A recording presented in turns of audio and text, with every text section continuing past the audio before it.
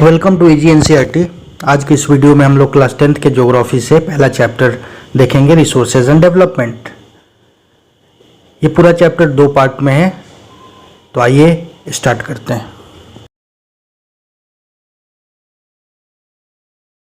Resource होता क्या है? तो इन्वायरमेंट में जो भी अवेलेबल है जिसका इस्तेमाल हम लोग अपनी ज़रूरतों को पूरा करने के लिए करते हैं, बशर्ते कि वो टेक्नोलॉजिकली एक्सेसिबल हो, इकोनॉमिकली फिजिबल हो और कल्चरली एक्सेप्टेबल हो, तो उसको रिसोर्स बोला जाता है। अब टेक्नोलॉजिकली एक्सेसिबल मतलब टेक्नोलॉजी का इस्तेमाल करके हम उसको कन्वर्ट कर सकते हैं अपने ज़रूरत के अनुसार। इकोनॉमिकली फिजिबल मतलब उस रिसोर्स का इस्तेमाल करना आर्थिक रूप से फ़ायदेमंद हो, उसको बोलते हैं इकोनॉमिकली फिजिबल। और जिसको कल्चर यानी कि हमारा समाज एक्सेप्ट करे, उसको कल्चरली एक्सेप्टेबल बोलते हैं। तो ये तीनों करें तो उसको रिसोर्स बोला जाता है।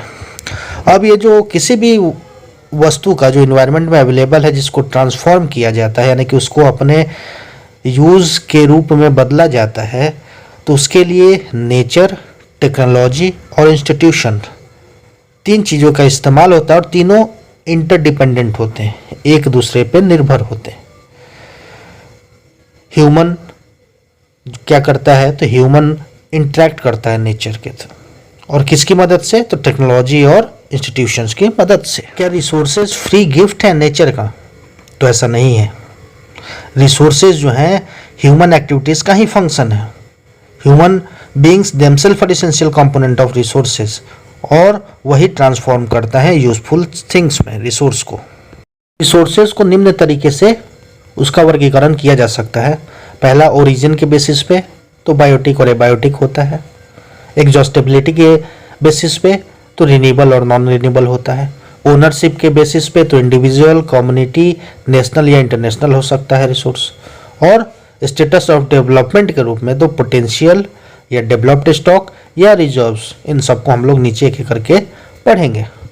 तो रिसोर्स को इस प्रकार से वर्गीकरण रिसोर्स का किया जा सकता है। तो पहले देखते हैं बेसिस ऑफ ओरिजिन।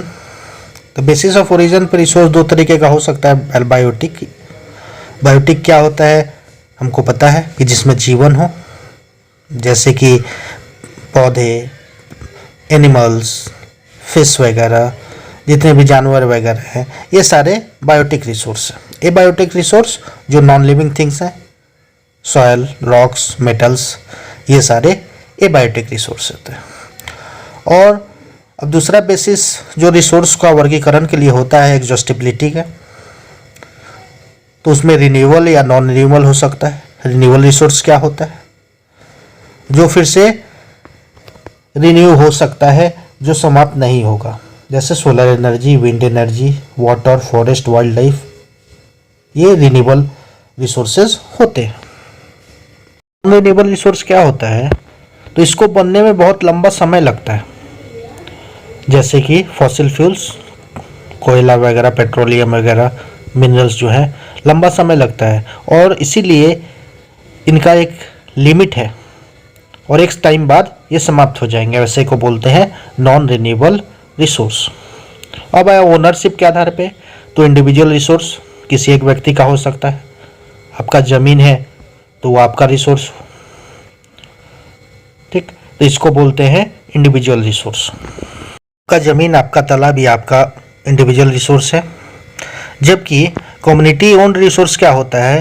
तो जैसे मान लीजिए कि गांव में एक तालाब है, तो वो पूरे कम्युनिटी का रिसोर्स है। ऐसे ही जानवरों को चरने का गांव में जो स्थान है वो पूरे कम्युनिटी का है, या शव दफनाने वाला ब्यूरियल ग्राउंड्स जो है वो भी पूरे कम्युनिटी का है, तो उसको कम्युनिटी ओन्ड रिसोर्स बोलते हैं।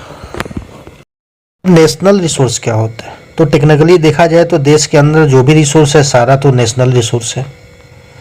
क्यों? क्योंकि देश या सरकार के पास ये पावर होता है कि कोई भी, वो आपका ही भले ही प्रॉपर्टी हो, आपका रिसोर्स हो, लेकिन अपने इस्तेमाल के लिए उसको ले सकता है, तो उसको बोलते हैं नेशनल रिसोर्स।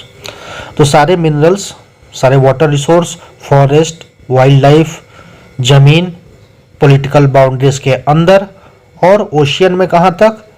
तो 12 नॉटिकल माइल्स तक, यानी कि 19.2 किलोमीटर फ्रॉम द कोस्ट, यानी किनारे से, समुद्र के किनारे से 19.2 किलोमीटर तक समुद्र के अंदर भी नेशनल रिसोर्स में आता है। यानी कि देश के अंदर, पॉलिटिकल बाउंड्री के अंदर सारे जमीन, सारे जंगल, सारे जानवर, सारे मिनरल्स प्लस ओशियन के अंदर 19.2 किलोमीटर तक के जो भी रिसोर्सेज होते हैं उसको नेशनल रिसोर्स बोला जाता है, और वो नेशन को बिलोंग करता है, वो देश को बिलोंग करता है। रिसोर्सेज जो हैं, कुछ रिसोर्सेज को इंटरनेशनल इंस्टीट्यूशंस भी रेगुलेट करते हैं। वैसे रिसोर्सेज को इंटरनेशनल रिसोर्सेज बोलते हैं, जैसे कि the oceanic resources beyond 200 kilometre, 200 kilometre की दूरी के बाद वाला जो ओशियन में रिसोर्सेज होता है वो इंटरनेशनल रिसोर्सेज में आता है। On the basis of status of development के आधार पर रिसोर्सेज जो होते हैं कितने प्रकार के होते हैं, तो इस आधार पे पहला होता है पोटेंशियल रिसोर्स। पोटेंशियल रिसोर्स क्या होता है, तो ऐसे रिसोर्स जो किसी क्षेत्र में पाए तो जाते हैं लेकिन उसका इस्तेमाल अभी नहीं होता है। फॉर एग्जांपल, भारत में राजस्थान और गुजरात के कुछ हिस्से में भरपूर संभावना है विंड और सोलर एनर्जी का, लेकिन उसका इस्तेमाल अभी तक हुआ नहीं है, तो ऐसे को पोटेंशियल रिसोर्स बोला जाता है। डेवलप्ड रिसोर्स क्या होता है, तो वो रिसोर्स जिसका सर्वे किया जा चुका है, उसका क्वालिटी चेक हो चुका है कि हाँ क्वालिटी अच्छे क्वालिटी का है, और क्वांटिटी भी इतना है कि इकोनॉमिकली फिजिबल है, यानी कि उसका दोहन करना यूजफुल है, लाभप्रद है, तो ऐसे रिसोर्स को बोलते हैं डेवलप्ड रिसोर्स। स्टॉक, तो materials in the environment which have the potential to satisfy human needs but human beings don't have the appropriate technology, यानी कि ऐसे मटेरियल्स एनवायरनमेंट में जिसका हम लोग उपयोग कर सकते हैं लेकिन हमारे पास वैसा टेक्नोलॉजी नहीं है कि उसका अपने काम के उपयोग में ला सकें, वैसे रिसोर्सेज को बोलते हैं स्टॉक। यानी कि अवेलेबल तो है लेकिन हमारे पास टेक्नोलॉजी नहीं है, जैसे टाइडल एनर्जी, बहुत सारा एनर्जी अवेलेबल है टाइड्स में लेकिन उसका इस्तेमाल हम लोग नहीं कर सकते क्योंकि टेक्नोलॉजी नहीं है, ऐसे को बोलते हैं स्टॉक। रिजर्व्स, रिजर्व्स क्या होता है, तो ये सबसेट है स्टॉक का, यानी कि स्टॉक में से एक छोटा सा हिस्सा होता है रिजर्व्स। जैसे हमको मालूम है कि वाटर में बहुत सारा पोटेंशियल है इलेक्ट्रिसिटी पैदा करने का, बहुत सारा इलेक्ट्रिसिटी हम लोग रिवर वाटर से पैदा कर सकते हैं, लेकिन अभी तक हम लोग बहुत थोड़ा सा ही उसका इस्तेमाल कर रहे हैं, तो ऐसे को रिजर्व्स बोला जाता है और इसका भविष्य में इस्तेमाल हो सकता है। डेवलपमेंट ऑफ रिसोर्सेज, रिसोर्सेज हमको पता है कि बहुत इंपॉर्टेंट है ह्यूमन सर्वाइवल के लिए और एक अच्छा क्वालिटी लाइफ जीने के लिए। ये माना जाता था कि रिसोर्स जो है फ्री गिफ्ट ऑफ नेचर है, नेचर का फ्री गिफ्ट है। इसकी वजह से हुआ क्या, तो मनुष्य जो है उसको अंधाधुंध उपयोग करने लगे उसका, बिना सोचे समझे। इसकी वजह से कुछ प्रॉब्लम्स आ गई। क्या प्रॉब्लम्स आई, तो पहला डिप्लीशन ऑफ रिसोर्सेज, गिरावट हो गया रिसोर्सेज में। क्यों, क्योंकि मनुष्य लालची हो गया और बहुत ज़्यादा इस्तेमाल करने लगा। दूसरा, ये जो रिसोर्सेज हैं कुछ ही हाथ में, इसकी वजह से सोसाइटी डिवाइड हो गया रिच और पुअर में। ऐसे लोग जिसके पास रिसोर्स है और ऐसे लोग जिसके पास रिसोर्स नहीं है। इसके अलावा indiscriminate exploitation of resources has led to global ecological crisis, यानी कि अंधाधुंध उपयोग करने की वजह से ग्लोबल वार्मिंग, ओजोन लेयर का डिप्लीशन, ये सारे प्रॉब्लम्स हो गए। सारे प्रॉब्लम्स की वजह से अब जरूरत क्या हो गया है, जरूरी क्या हो गया है, तो इक्विटेबल डिस्ट्रीब्यूशन ऑफ रिसोर्सेज, यानी कि रिसोर्स का बराबर डिस्ट्रीब्यूशन पूरे ग्लोबल स्तर पर, ताकि ग्लोबल पीस भी रहे, किसी को कम या ज़्यादा ना मिले, सबको बराबर मिले। इसके लिए रिसोर्स प्लानिंग बहुत इंपॉर्टेंट हो गया है। अगर हम चाहते हैं कि रिसोर्स अवेलेबल रहे और उसका इस्तेमाल हम लोग अपने जीवन को सुधारने के लिए कर सकें, तो रिसोर्स प्लानिंग बहुत इंपॉर्टेंट। इसी से रिलेटेड है सस्टेनेबल डेवलपमेंट। सस्टेनेबल डेवलपमेंट क्या होता है, तो सस्टेनेबल डेवलपमेंट का वो तरीका है जिसमें हम इन्वायरमेंट का भी ख्याल रखें, यानी कि अंधाधुंध डेवलपमेंट के चक्कर में रिसोर्स या इन्वायरमेंट को नुकसान न पहुंचाएं, उसका ख्याल रखते हुए डेवलपमेंट करें, उसको बोलते हैं सस्टेनेबल डेवलपमेंट, यानी कि टिकने वाला डेवलपमेंट। रिसोर्स प्लानिंग क्या है, तो रिसोर्स प्लानिंग एक वाइडली एक्सेप्टेड स्ट्रेटेजी है ताकि न्यायपूर्वक रिसोर्स का इस्तेमाल हो सके। और हमारे देश इंडिया के लिए और भी इम्पोर्टेंट है। क्यों? क्योंकि हमारे यहाँ रिसोर्सेज के अवेलेबिलिटी में बहुत ज़्यादा डाइवर्सिटी है। कुछ क्षेत्र ऐसे हैं जो बहुत रिच हैं रिसोर्स में और टाइप्स ऑफ रिसोर्स में, जबकि कुछ क्षेत्र ऐसे हैं जिनके पास रिसोर्सेज अवेलेबल ही नहीं है। जैसे झारखंड, छत्तीसगढ़, मध्य प्रदेश में मिनरल और कोल डिपॉजिट्स बहुत ज़्यादा है, और अरुणाचल प्रदेश में वाटर रिसोर्स बहुत ज़्यादा है, जबकि राजस्थान में सोलर और विंड एनर्जी तो है लेकिन वाटर रिसोर्स नहीं है। तो इसलिए ज़रूरत क्या है? तो एक बैलेंस रिसोर्स प्लानिंग की, नेशनल लेवल पे, स्टेट लेवल पे, रीजनल लेवल पे और लोकल लेवल पे, ताकि सही न्यायपूर्वक तरीके से रिसोर्स का इस्तेमाल हो सके। रिसोर्स प्लानिंग एक कॉम्प्लेक्स प्रोसेस है जिसमें क्या क्या इन्वॉल्व है। तो identification and entry of resources across the region of the country, पूरे देश में आइडेंटिफाई करना कि कहाँ कहाँ रिसोर्सेज हैं। इसमें सर्वेइंग हो सकता है, मैपिंग हो सकता है, सारा कुछ हो सकता है। फिर एक प्लानिंग स्ट्रेटेजी बनाना कि कौन सा टेक्नोलॉजी, कौन से स्किल का इस्तेमाल करेंगे।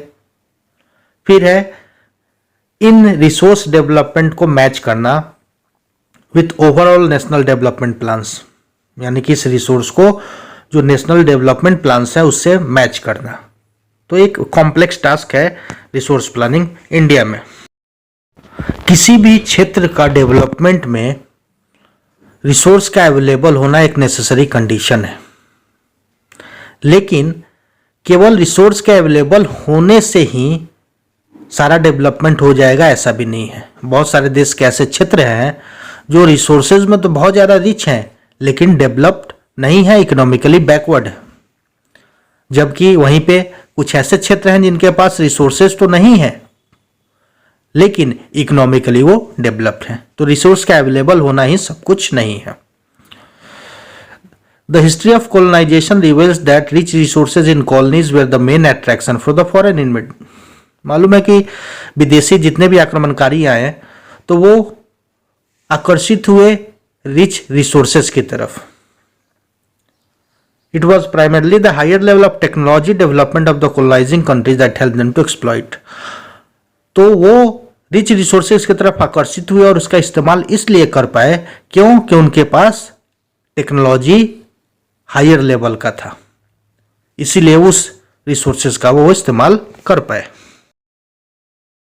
इसीलिए इंडिया में डेवलपमेंट और इन जनरल रिसोर्स डेवलपमेंट, तो इसमें केवल availability of resource he involve नहीं होता है, बल्कि इसके अलावा रिसोर्स अवेलेबल होने के अलावा टेक्नोलॉजी,